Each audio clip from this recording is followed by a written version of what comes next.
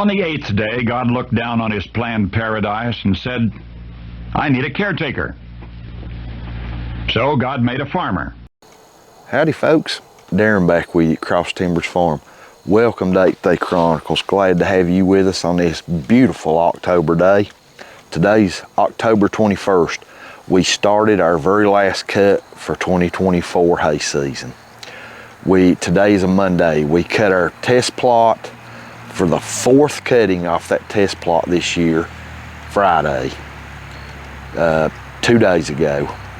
We cut a 1/3 of our main hay field the same day, the upper section. I got out and walked around that main hay field and looked, and the upper section's pretty thin. Not a lot of hay there. So we went ahead and cut it. Today we're going to finish our main hay field, about 2/3 of it. It has grown better than the rest of it.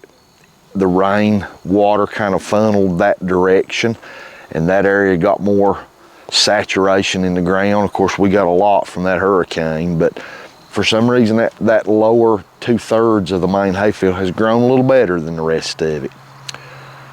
The volume we're going to get for our last cut's going to be low.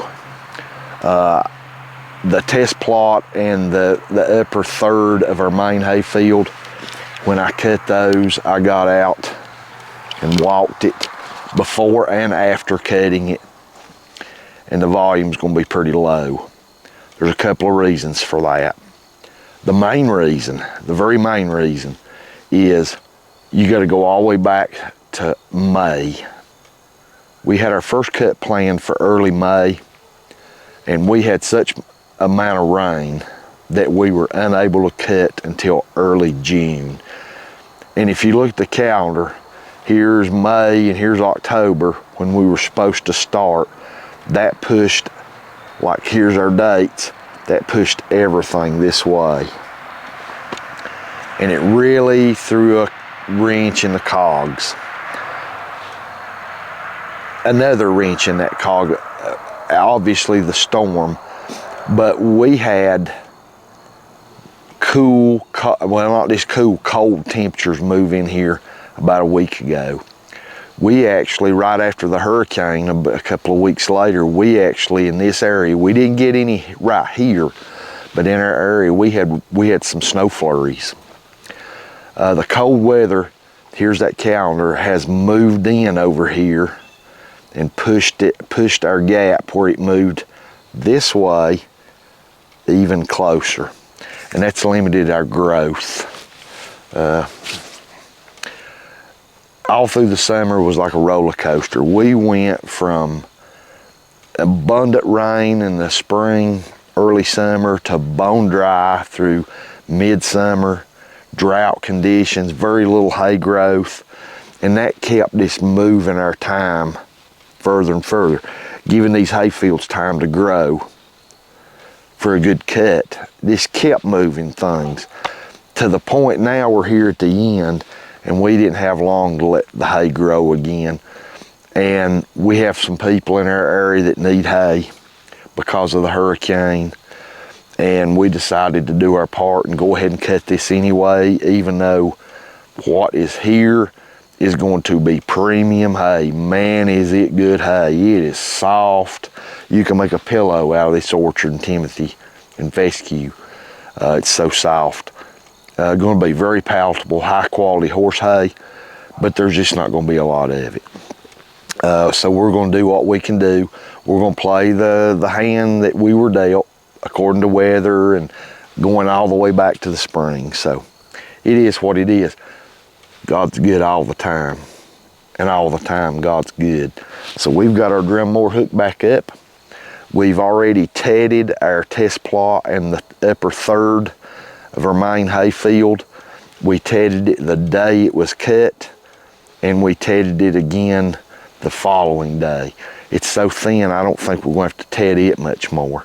We may have to ted this lower 2/3 of the main hay field a little more, but tedding what's already been cut Friday is just kind of burning fuel for no reason, I think, because it's thin, very thin. Good hay, just not a lot of it. So we've got the drum mower hooked back up to the Kubota. The Rhino tedder is parked off to the side. We've already taken the drum mower and the tractor to the asphalt driveway, leveled it up. It's ready to start cutting. It's about 1 p.m. We're gonna wait an hour or two to let as much sugars and starches get up in this hay as we can before we cut it. And I'll be back with you very soon as we start cutting the 2/3 of the main hay field.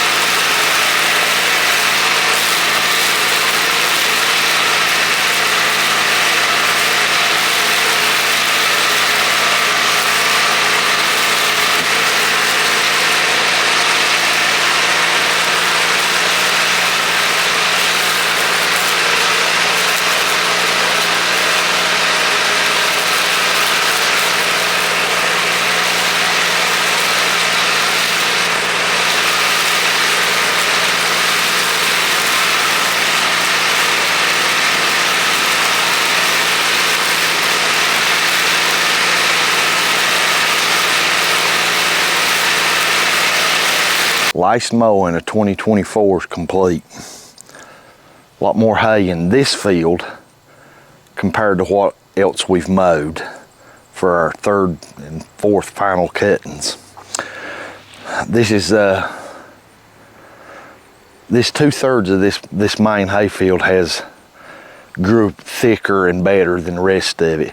Still not going to equal the numbers we had for second or first cutting, but if you look at it on a calendar, it's pushed us this way from spring, and now the cold weather's even pushed it in a little further. So it is what it is. It's going to make some good hay. All right, let's take this drum mower and get it parked, blew off good with a leaf blower, and get the tedder hooked up, get this tedded out. It's in pretty good windrows down through here. It's gonna make some good hay. Boy, I'm not kidding you. So soft, you can make a pillow out of it. Gonna make some premium hay. All right, let's carry on.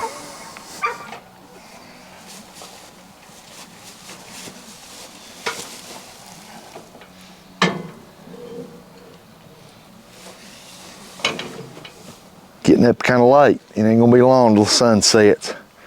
This drum mower kicks your hay out kind of in a swath, or what you might refer to as a windrow. It ain't really a windrow, but a narrow swath behind your mower. Important to ted it out within 24 hours to keep your stomatal openings into the sun as long as possible. And this is going to be some really high quality hay, so we want to take as good a care of it as we can. Volume, again, I know I've said it over and over, the volume's going to be low. This is better than the rest of it. It's a lot thicker than the rest of it, and that's relative to how thick that is. This will be where the majority of our bales come from, so we want to take the best care of it we can. We have the Rhino PT207 hooked up to the tractor. My favorite part of the hay process. You don't have to run a real high RPM, and it's just enjoyable. So let's get started.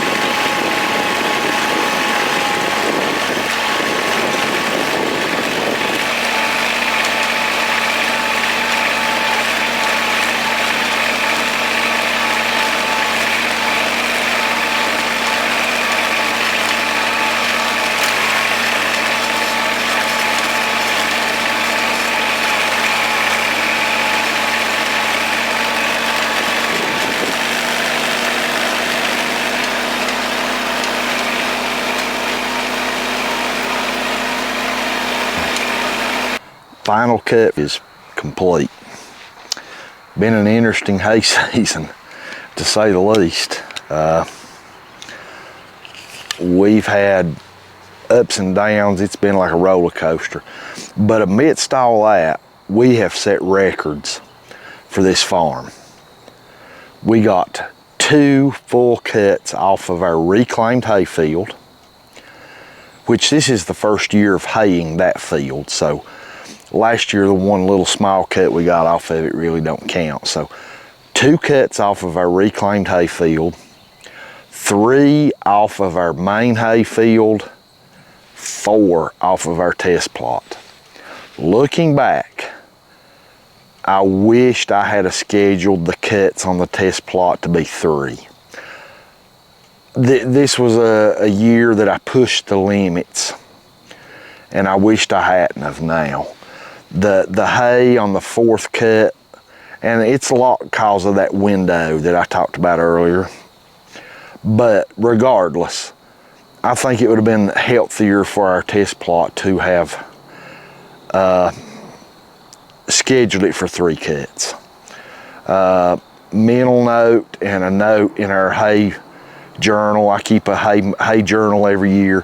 I'm going to make a mental note and a note in our journal that 4 cuts on the test plot in 1 year was probably too much. I don't want to stress the grasses in that test plot. And the 4th cut we got is going to be minimal. It's going to be high quality hay, but very minimal in yield. I would have probably been better to stretch those cuts out for the test plot and just done 3. Lesson learned. Every year in the hay field's a learning process. If you're out in your hay fields and you're making hay and you're serious about your hay and you're not constantly learning about something, about your soil, how your grasses grow, your growing seasons, and how to best apply those cuts to your growing season, all the way up to studying your grasses, things like a stomatal opening, when to cut your hay, what moisture to bale your hay, all that type of stuff for premium hay. You know, you should, if you're serious about your hay. If you just want some hay to put in your barn, you don't really care, so be it. That's okay too. But if you're a student of hay like I am, then you're constantly learning. Lesson learned for this year, I don't think I'll cut 4 off the test plot next year. I will only schedule 3. And that's, of course, all weather dependent. Been a roller coaster of a ride.